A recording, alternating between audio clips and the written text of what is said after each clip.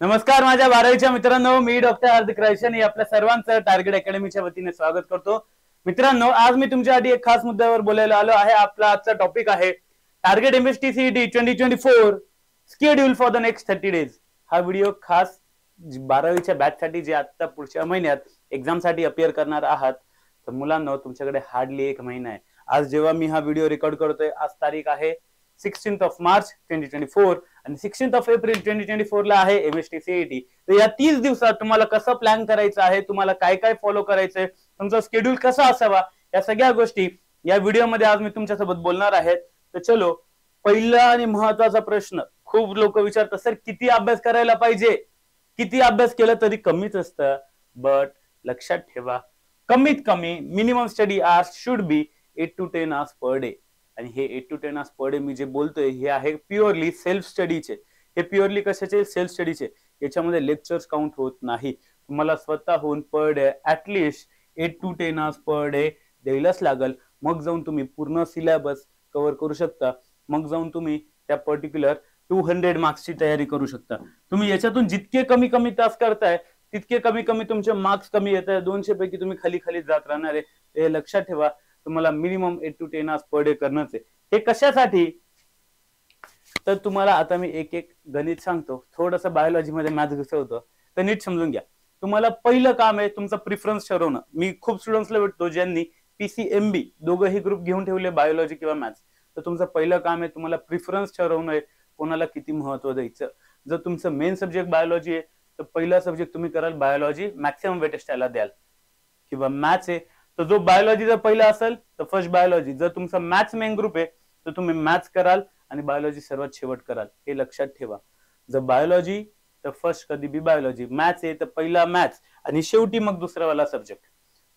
Next तुम्हाला करायचंय chemistry किंवा फिजिक्स, किंवा फिजिक्स आणि केमिस्ट्री. हे काय लिहिलंय सर? हे असं लिहिलंय की जो पहिला सब्जेक्ट मॅथ्स किंवा बायोलॉजी हे फिक्स आहे. सेकंड सब्जेक्ट जो तुम्हाला चांगला येतोय, तुम्हाला फिजिक्स चांगला येतोय तर गो विथ फिजिक्स. जर तुम्हाला केमिस्ट्री चांगलं येतोय देन गो विथ केमिस्ट्री. जो तुमचा सेकंड बेस्ट सब्जेक्ट आहे, मॅथ्स किंवा बायोलॉजीला तर ऑप्शन नाहीये. सेकंड बेस्ट सब्जेक्ट फिजिक्स किंवा केम पैकी एक निवडा. आणि थर्ड जो उरलेला, जर केमिस्ट्री निवडला तर इथे फिजिक्स, जर इथे फिजिक्स निवडला तर इथे केमिस्ट्री. तर असं तुम्हाला तुमचं शेड्यूल करायचंय. पहिले मॅथ्स और बायोलॉजी, सेकंड फिजिक्स और केम, थर्ड केम और फिजिक्स आणि फोर्थ मॅथ्स किंवा बायोलॉजी कोणता जो उरला तो परत ज्यांचा चौथा ग्रुप आहे. नेक्स्ट, आता दिवसात किती किती तास कोणत्या कोणत्या सब्जेक्टला कमीत कमी द्यायला पाहिजे हे मी इथे लिहिलेलं आहे. पहिलं आहे बायोलॉजी किंवा मॅथ्स. जर तुमचा बायोलॉजी मेन ग्रुप आहे किंवा मॅथ्स मेन ग्रुप आहे तर तुम्ही 4 तास तरी तुमच्या मेन सब्जेक्टला द्यायला पाहिजे. का रे दादू? कारण 50% वेटेज हेच सब्जेक्ट खाऊन जातात, मॅथ्स किंवा बायोलॉजी. तर तुम्हाला पण तितकी तरी त्याला किंमत द्यायलाच लागणार आहे. मगच जाऊन ते तुम्हाला मार्क्स देणार आहे. नेक्स्ट, फिजिक्स किंवा केम जो तुमचा सेकंड बेस्ट सब्जेक्ट आहे त्याला कमीत कमी 2 ते 2.5 तास तुम्हाला द्यायचेच आहे. आता तुम्हालाही माहिती, मलाही माहिती आहे 2-2.5 तासात किती फिजिक्स किंवा किती केमिस्ट्री येऊ शकतं. You have to be very fast, very fast, very fast. Next, third जो तुमचा थर्ड सब्जेक्ट आहे फिजिक्स किंवा केम पैकी जो तुमचा वीक सब्जेक्ट आहे. आता काही लोकांची फिलॉसॉफी असते जो वीक आहे त्याला जास्त वेळ द्या. मी प्रॅक्टिकली तुम्हाला सांगाल, जो वीक आहे, जो तुम्ही 2 वर्षात सुधरू शकले नाही, शेवटच्या महिन्याभरात तर काही खास तुम्ही बदल करणार नाहीये. तो जो स्ट्रॉंग आहे त्याला अजून स्ट्रॉंग करा. जो वीक आहे त्याला कंपॅरेटिव्हली कमी वेळ द्या. 1.5 तास ते 2 तास सफिशियंट आहे. कारण डोकं खर्च करून काहीच होणार नाही, मार्क वाढण्याची गॅरंटी नाहीये. तर जिथे मार्क वाढू शकता, जो तुमचा सेकंड बेस्ट सब्जेक्ट आहे त्याला जास्त वेळ द्या. जो थर्ड बेस्ट सब्जेक्ट आहे, जो थर्ड तुमचा सब्जेक्ट आहे त्याला थोडं कंपॅरेटिव्हली कमी 1.5 ते 2 तास वेळ द्या. जर तुमचा फोर्थ ग्रुप असेल मॅथ्स किंवा बायोलॉजी, जे पीसीएमबी वाले, तो फोर्थ सब्जेक्ट आहे त्याला 1 तास खूप झाला. नाही दिला तरी मी चालेल, कारण हा पॉइंट आहे तुम्ही दोघं याच्यात चालू नाही शकत. तुम्हाला एक तुमचं प्रायोरिटी देणी आहे आणि मग दुसऱ्या वाल्याला सर्वात कमी 1 तास इज मोर दॅन सफिशियंट.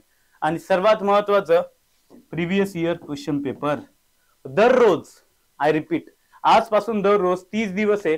दररोज जितकेही प्रिव्हियस इयर क्वेश्चन पेपर्स आहे कुठून चालू कराल? उलट चालू करायचे. 2023, 22, 21, 20 असं उलट चालू कराल.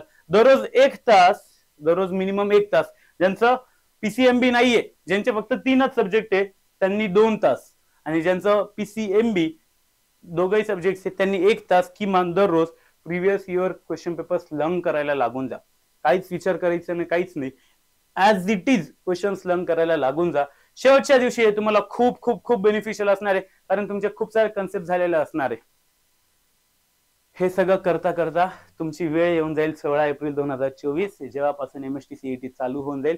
तुम्हाला अगदी 5 दिवसाआधी समजेल की तुमची एक्झाम कोणत्या डेटला आहे. तर ज्या दिवशी तुमची एक्झाम आहे त्या दिवसानुसार तुम्ही प्लॅन करा. आणि तुम्हाला जो पहिलं काम करायचं आहे की cover full syllabus by 12 April. 12 एप्रिलला तुम्ही तुमची टेक्स्टबुक बंद करून दिलेली पाहिजे.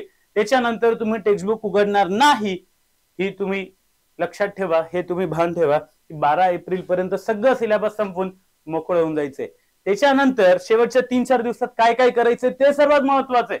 त्याच्यामध्ये तुम्हाला पहिलं काम करायचं PYQs. जे तुम्ही प्रिव्हियस इयर क्वेश्चन्स लर्न करत होते तेच कंटिन्यू करत राहायचे. PYQ जितकी जास्तीत जास्त रिवाइज कराल तितके जास्तीत जास्त तुमचे मार्क्स इन्क्रीज होणार आहे. Second, mock test. सेकंड काय? Mock test. शेवटच्या दिवसांमध्ये जितके जास्तीत जास्त मॉक टेस्ट द्याल तितकं तुम्हाला फायदा आहे. आणि आय रिपीट, फक्त मॉक टेस्ट देऊन काय उपयोग आहे का? नाही रे दादू, नाही.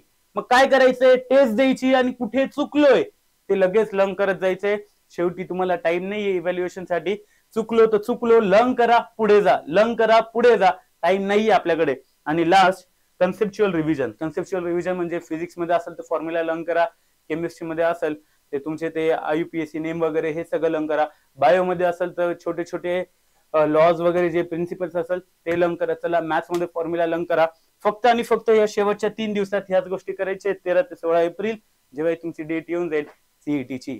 हे सगळं चालू असताना दर अल्टरनेट दिवशी किंवा दर 2 दिवसात, एव्हरी 2 डेज,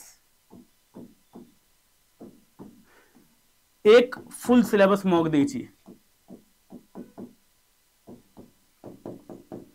प्रत्येक 2 दिवसात एक फुल सिलेबस मॉक देणं कंपल्सरी आहे. हे लक्षात असू द्या. ज्या व्यक्तीने हे स्किप केलं म्हणजे त्या व्यक्तीने खूप मोठा पार्ट स्किप केलाय. हे लिहून घ्या माझ्याकडून.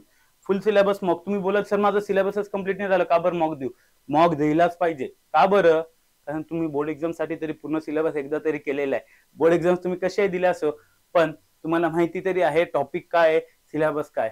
फुल सिलेबस मॉक तुम्हाला कॉन्फिडन्स देईल, तुम्हाला सांगल की तुम्ही या जर्नीमध्ये कुठे उभा आहात. पेपर सॉल्व्ह करा, लगेच लगेच लगेच चेक करा कुठे चुकले ते सगळे क्वेश्चन लर्न करून घ्या, पुढे चला. जर तुम्ही हे सगळं प्लॅन फॉलो केलं तर मी तुम्हाला गॅरंटी देतो CET मध्ये 200 पैकी किमान 180 प्लस तुम्हाला पाडण्यापासून कोणीही रोखू शकत नाही. जर याच्यामध्येही या पूर्ण शेड्यूल मध्ये जर तुम्हाला काही डाऊट्स असले तर मी तुमच्यासाठी नेहमी अवेलेबल आहे. 24/7 पुढचे 30 दिवस मी तुमच्या सोबत आहे. टार्गेट अकॅडमीची पूर्ण टीम तुमच्या सोबत आहे. फक्त तुम्हाला एकच काम करायचंय, अभ्यास अभ्यास अभ्यास. बाकी सगळं सोडून द्या. चलो गाईज, इथेच थांबतो. Thank you so much. Take care. Bye bye. See you. Best of luck.